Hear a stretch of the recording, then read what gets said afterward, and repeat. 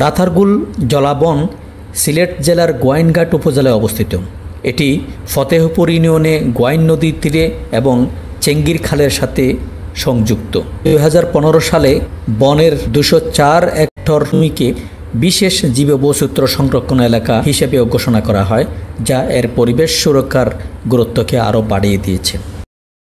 বৈচিত্র্য সংরক্ষণের গুরুত্ব অনুধাবন করে বাংলাদেশ সরকার 1973 সালে বনের 504 একর এলাকাকে বন্যপ্রাণীর অভয়ারণ্য হিসেবে ঘোষণা করে।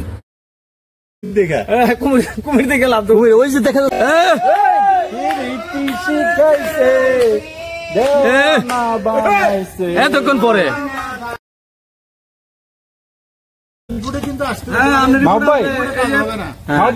মানে যেখানে নৌকার রেজিস্ট্রেশন নাম্বার আছে, একটা নৌকার যেখানে রেজিস্ট্রেশন আছে সেখানে আমার ঢাকা শহরের লক্ষ লক্ষ ব্যাটারি চালিত অটোরিকশার কোন রেজিস্ট্রেশন নাম্বার নাই, এটা কি হতে পারে?